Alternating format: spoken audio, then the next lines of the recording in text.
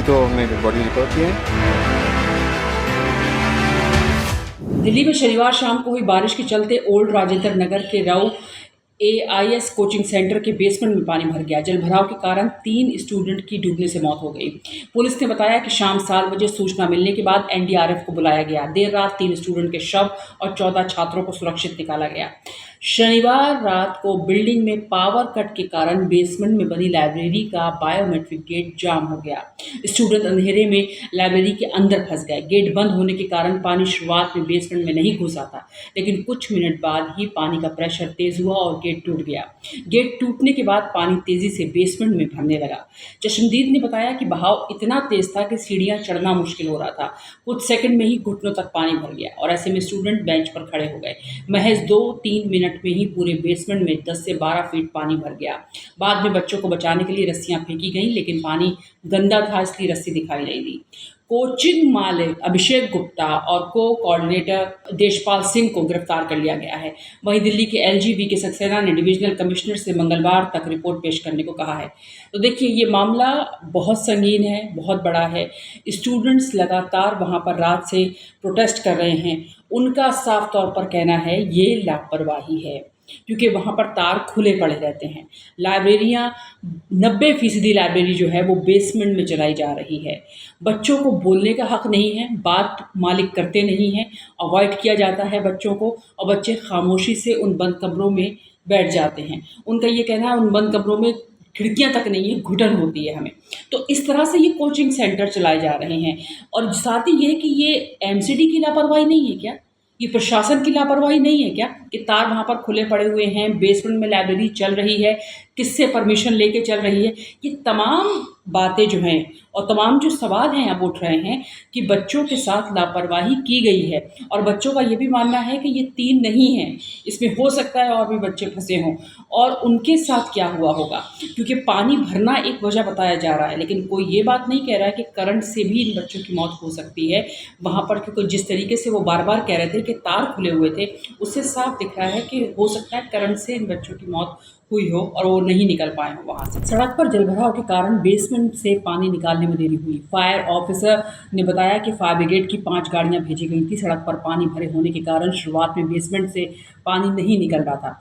कुछ देर बाद जब सड़क से पानी कम हुआ तब जाकर बेसमेंट से पानी निकलना शुरू हुआ। हमने पंप लगाकर पानी निकाला, इसके बाद छात्रों के शव मिलना शुरू हुए। पुलिस ने बताया कि रेस्क्यू के दौरान पानी में बेंच तैर रही थी, इसलिए बच्चों को बाहर निकालने में दिक्कतें हुई। देर रात को जब रेस्क्यू आखिरी चरण में था तब भी 7 फीट तक पानी भरा हुआ था।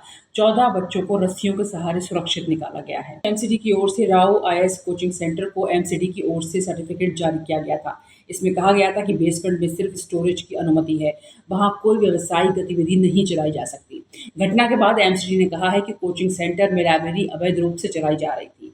बिल्डिंग प्लान और फायर ब्रिगेड के 9 ऑब्जेक्शन सर्टिफिकेट में कोचिंग के अधिकारियों ने बताया था कि बेसमेंट का इस्तेमाल पार्किंग और स्टोर रूम के काम के लिए किया जाता। मकान मालिक ने बताया कि वो 10 से 12 दिनों से एमसीडी से कह रहे थे कि ड्रेनेज सिस्टम तुरंत सही करना चाहिए। अन्य प्रदर्शनकारी छात्रों ने बताया कि दोषियों के खिलाफ तुरंत कार्रवाई होनी चाहिए और हादसे में घायल होने और जान गंवाने वालों की सही संख्या बताई जानी चाहिए। अभी छात्र विश्वास नहीं कर रहे हैं, आपको बता दें।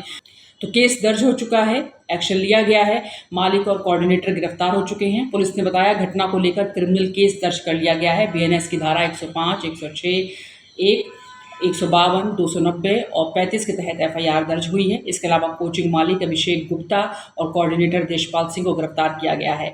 फॉरेंसिक टीम ने मौके पर पहुंचकर कुछ सबूत इकट्ठा किए हैं। मामले की गहन जांच की जाएगी। तो ये हमने आपको बता दिया मोटा मोटी कि क्या हो रहा है। एक्शन में आ चुका है प्रशासन। ये सिर्फ एक सेंटर के बारे में नहीं है।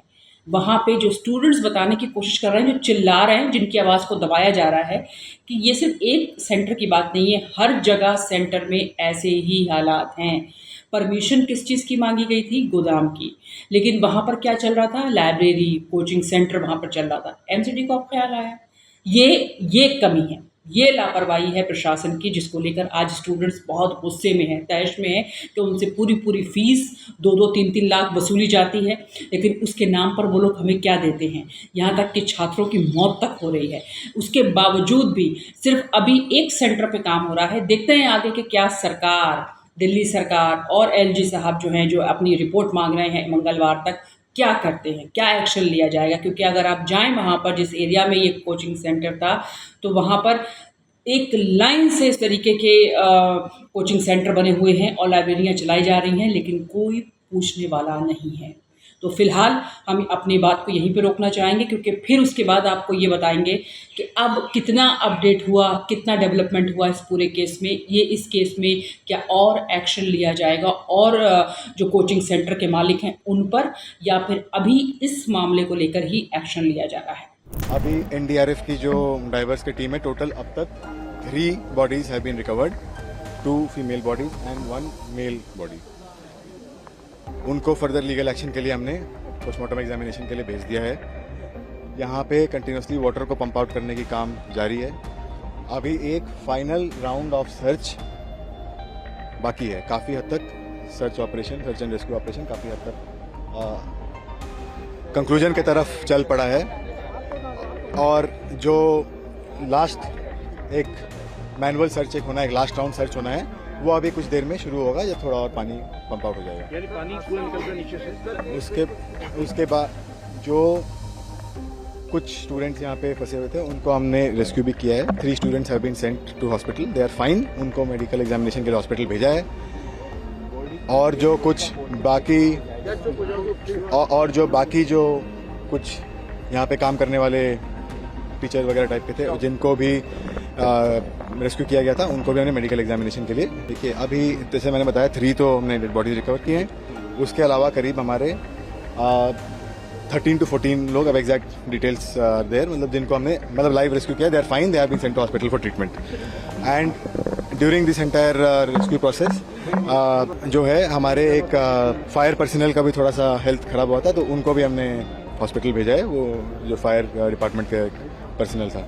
तो ये चीज़ अभी जैसे मैंने बताया, एक लास्ट राउंड ऑफ सर्च बाकी है। Otherwise search and rescue operation is coming to drawing to a